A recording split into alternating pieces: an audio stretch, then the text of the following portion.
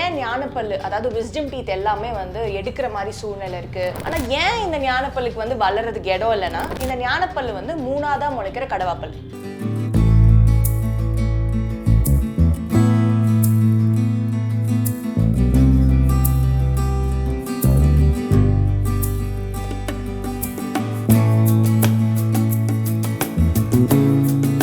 அனைவருக்கும் வணக்கம். நான் உங்க பல் மருத்துவர் வைஷ்ணவி பாஸ்கரன் ஃப்ரம் யூனிவர்ஸ் பல் மருத்துவமனை உறையூர் திருச்சி. எங்களோட யூடியூப் சேனல் மூலமா அவங்க எல்லாரையும் சந்திக்கிறதுல எனக்கு ரொம்ப மகிழ்ச்சி. பெரும்பாலும் இப்ப நிறைய பேருக்கு இருக்க ஒரு கேள்வி என்னன்னா, ஏன் ஞானப்பல்லு அதாவது விஸ்டம் டீத் எல்லாமே வந்து எடுக்கிற மாதிரி சூழ்நிலை இருக்கு, முக்காவாசி நேரங்கள்ல வலி கொடுக்குது, டென்டிஸ்டே கூட எடுத்துருங்க அதுதான் பிரச்சனை இல்லாம இருக்கும் அப்படின்னு சொல்றாங்க. ஸோ கண்டிப்பாக ஞானப்பல்லு விஸ்டம் டீத்னாலே எடுக்கணுமா, ஏன் அந்த மாதிரி வலி கொடுக்குது அப்படின்னு சொல்லிட்டு இந்த வீடியோவில் பார்க்கலாம். பொதுவாக வந்து இப்போ விஸ்டம் டீத் இல்லை ஞானப்பல்னா என்னன்னா, அதுவுமே ஒரு கடவாப்பல் மாதிரி தான். ஆல்ரெடி நம்ம எல்லாருக்குமே வந்து 2 கடவாப்பல்லு இருக்கும் எல்லா தாடையிலையுமே. அது வந்து ஃபர்ஸ்ட் மோலார் அண்ட் செகண்ட் மோலார்னு சொல்லுவோம். இந்த ஞானப்பல்லு வந்து மூணாவதா முளைக்கிற கடவாப்பல். ஆனால் இந்த 2 கடவாப்பல்லுமே ஒரு 12லேருந்து 13 வயசுக்குள்ளேயே நம்மளுக்கு வந்து முளைச்சிரும். இந்த விஸ்டம் டீத் இந்த ஞானப்பல் வந்து லேட்டர் ஸ்டேஜ், அதாவது ஒரு 17லேருந்து 23 இல்லை 25 வயசுக்குள்ள தான் முளைக்கும். லேட்டராக முளைக்கிறதுனால தான் இதை வந்து நம்ம வந்து விஸ்டம் டீத் இல்லாட்டி ஞானப்பல் அப்படின்னு சொல்கிறோம்.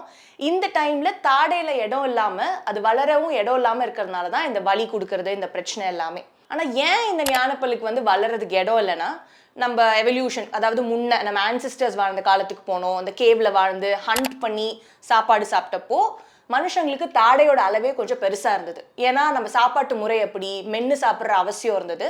அதனால அந்த ஏஜ்ல அந்த ஞானப்பல்லு வளர்றப்போ அது வளர்றதுக்கு ஸ்பேஸும் இருந்துச்சு தாடையில். அதனால அது அப்போ அவங்களால எந்த பிரச்சனையும் கொடுக்காம இருந்துச்சு. பட் டியூ டு எவல்யூஷன் நம்ம வாழ்வியல் மாறிடுச்சு, நம்மளோட சாப்பாடு முறை மாறிடுச்சு. அப்போ மாதிரி ரொம்ப ஹார்டான சப்ஸ்டன்ஸை மென்று சாப்பிடணுன்ற அவசியம் இல்லை. இப்போ நம்ம குக் பண்ணி சாப்பிட்றோம், மோர் ரிஃபைன்டு ஃபுட்ஸை எடுத்துக்கிறோம். ஸோ ஓவர் த பீரியட் அதோட யூசேஜ் கம்மியாயிடுச்சு. அதனாலேயே வந்து நம்மளோட ஜா சைஸ் வந்து கம்மியாயிருக்கும் நீங்கள் ஆன்சிஸ்டர்ஸ் கம்பேர் பண்ணுறப்போ இப்போ நம்மளுக்கு. ஸோ அதனால் அந்த 17 வயசுக்கு அப்புறம் முளைக்கிற அந்த ஞானப்பல்லுக்கு மோஸ்ட் ஆஃப் த டைம் அந்த தாடையில் வளர்றதுக்கு இடம் இல்லை. அதனால தான் இந்த எல்லா ப்ராப்ளமே. அப்போ எந்த பல்லும் எல்லா ஞானப்பல்லுமே வளராதா டாக்டர்னா அப்படியும் கிடையாது. மோஸ்ட் ஆஃப் த சினாரியோஸில் சில பேருக்கு வந்து ஃபுல்லாக இம்பாக்ட் ஆகிருக்கும். அதாவது அந்த ஞானப்பல் ஃபுல்லாகவே எலும்பு உள்ளே இருக்கும், எந்த டைம்லையுமே அது வெளியே வராது, அவங்களுக்கு எந்த பிரச்சனையுமே கொடுக்காது. அந்த மாதிரி இருந்தால் மோஸ்ட் ஆஃப் த டைமில் நம்ம எடுக்கணுன்ற அவசியம் இல்லை. சில டைம் என்ன ஆகும்னா ஸ்பேஸ் இருக்கும், வெளியே கம்ப்ளீட்டாக வந்துடும். மேலே இருக்கிற ஞானப்பல்லும் சரி, கீழே இருக்கிற ஞானப்பல்லும் சரி வெளியே வந்து ஒன்னோட ஒன்று கடிமானத்தில் இருக்கும். அந்த மாதிரி இருக்கப்போ நம்மளால ப்ராப்பராக அந்த இடம் வரைக்கும் போய் க்ளீன் பண்ணி ஓரல் ஹைஜீனை ப்ராப்பராக வச்சுக்கிட்டோம் அப்படின்னா அதையுமே எடுக்கிற மாதிரியான சூழ்நிலை வந்து கொஞ்சம் கம்மியாக இருக்கும். ஆனால் த மோஸ்ட் ப்ராப்ளமேட்டிக் என்னன்னா பார்ஷியலி இம்பேக்டட், அதாவது பாதி தலைப்பகுதி மட்டும் வெளியே வந்திருக்கும், மீதி வர்றதுக்கு இடம் இல்லாமல் எலும்புள்ளேயே புதஞ்சிருக்கும். இதுதான் மோஸ்ட் ஆஃப் தி சினாரியோஸில் வலி கொடுக்கறது இல்லை ப்ராப்ளமேட்டிக்கான டூத். இது ஏன்னா அந்த பாதி வந்திருக்கு இல்லையா, அதுக்கு மேலே நம்ம சதை வளர ஆரம்பிக்கும். அண்ட் அந்த சதைக்கும் பல்லுக்கும் நடுவில் நீங்கள் சாப்பிட்ற சாப்பாடு போய் தங்கி அது இன்ஃபெக்ஷன் கொடுக்கலாம். வி கால் இட் பெரிகொரனைட்டிஸ்ன்னு சொல்லிட்டு.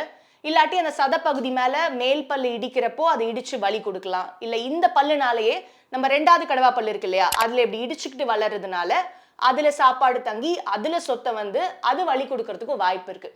ஸோ ஒரு சிங்கிள் ப்ராப்ளம் இல்லாமல் மல்டிபிள் ப்ராப்ளம்ஸ் இருக்கும். அண்ட் மோஸ்ட்டாக இந்த விஸ்டம் டீத் வலி வருதுனாலே ரொம்ப ரேடியேட்டிங்காக இருக்கும். அதாவது கழுத்துக்கு தலைவலி, இல்லைன்னா இந்த சைடே எனக்கு வலிக்குதுன்னு சொல்லுவாங்க. ஸோ மோஸ்ட் ஆஃப் த சினாரியோஸில் அந்த மாதிரி பல் இருக்கிறத விட நம்ம அந்த பிரச்சனை கொடுக்குதுன்னா அந்த பல்லை ரிமூவ் பண்ணுறது தான் நம்ம கிட்ட இருக்க பெஸ்ட் ஆப்ஷன். பட் நிறைய பேர் வந்து இந்த விஸ்டம் டீத் எக்ஸ்ட்ராக்ஷன்னா வந்து எலும்பெல்லாம் லைட்டாக கரைச்சிட்டு எடுக்கணும்னு சொல்கிறாங்களேன்னு சொல்லிட்டு பயத்திலே வந்து அப்போதைக்கு வலி வந்துச்சுன்னா ஒரு பெயின் கில்லர்ஸோ ஆன்டிபயோட்டிக்ஸோ ஃபார்மசியில் வாங்கி போட்டுட்டு அப்படியே விட்டுடுறோம். அப்போதைக்கு அந்த வலி குறையும், பட் ஆனால் அந்த ப்ராப்ளம் அங்கேயே தான் இருக்குது. அந்த ப்ராப்ளம் திருப்பி ஒரு 6 மாதத்துலையோ 7 மாதத்துலையோ அந்த வலி வரலாம், இன்னும் சிவியராக தான் இருக்கும் அந்த பிரச்சனை. ஸோ ஒன்ஸ் வலி வருதுன்னா அதை எடுக்கிறது தான் பெஸ்ட் ஆப்ஷன். எல்லா பல்லு இப்போ வாயில் நம்மளுக்கு வேறு எந்த பல்லு எடுக்கணும்னாலும் அதே மாதிரி தான் இதுவும். பட் என்னன்னா எலும்பெல்லாம் கொஞ்சம் கரைச்சி எடுக்கிறதுனால கொஞ்சம் டைம் ஜாஸ்தி ஆகலாம். அதே மாதிரியே இப்போ வேற ஏதாவது பல்லு எடுக்கிறீங்கன்னா ஒரு 2 அல்லது 3 நாளில் வந்து அந்த புண்ணு சரியாயிடும். ஹீலிங் டைம்னா இந்த கடவா அந்த விஸ்டம் டீத் எடுக்கிறப்போ ஒரு 5 நாள்லேருந்து 1 வாரம் ஆகலாம் அந்த புண்ணு ஆடுறதுக்கு. மற்றபடி வேற எந்த பிரச்சனையும் இருக்காது. அண்ட் மோர் ஓவர் நீங்கள் வாயில் வேற எந்த பல்லு எடுத்தாலுமே கண்டிப்பாக கட்டிக்கணும். பட் விஸ்டம் டீத் நீங்கள் எடுக்கிறீங்க அப்படின்னா அது கட்டிக்கணுன்ற அவசியம் இல்லை. ஏன்னா அது எந்த வகையிலுமே வந்து உங்களுக்கு சாப்பிட்றதுக்கு யூஸ்ஃபுல் இல்லை. அது இல்லைனாலுமே நம்மளோட ஈட்டிங் எஃபிஷியன்சி பர்ஃபெக்டாக தான் இருக்கும். ஸோ அதனால் அந்த பல்லை எடுத்துட்டா கட்டிக்கணுன்ற அவசியம் இல்லை. ஸோ முடிஞ்ச அளவுக்கு உங்களோட விஸ்டம் டீத் எந்த மாதிரி இருக்குன்னு செக் பண்ணிக்கோங்க டென்டிஸ்ட்டை பார்த்து. ப்ராப்ளமேட்டிக்காக இருக்குன்னா அதை எடுக்கிறது தான் பெஸ்ட் ஆப்ஷன். அண்ட் நிறைய பேர் ஞானப்பல் எடுத்துட்டா ஞானம்லாம் போயிடும், விஸ்டம் குறைஞ்சிடும் நினைக்கிறீங்க. அதுக்கும் எந்த சம்மந்தமும் இல்லை. ஸோ ப்ராப்ளம் இருந்துச்சுன்னா அதை ஐடென்டிஃபை பண்ணி உங்கள் டென்டிஸ்ட் அட்வைஸ் பண்ண மாதிரியே எடுக்கணும்னு சொல்லிட்டாங்கன்னா அதை எடுத்துக்கிறது தான் இட்ஸ் குட் ஃபார் யூ. இதில் ஏதாவது உங்களுக்கு டவுட்ஸ் இருந்துச்சு இல்லை கொஸ்டின்ஸ் இருந்துச்சுன்னா கமெண்ட் செக்ஷனில் காமெண்ட் பண்ணுங்கள். Will be very happy to reply. And thank you for listening to the video. Thank you so much.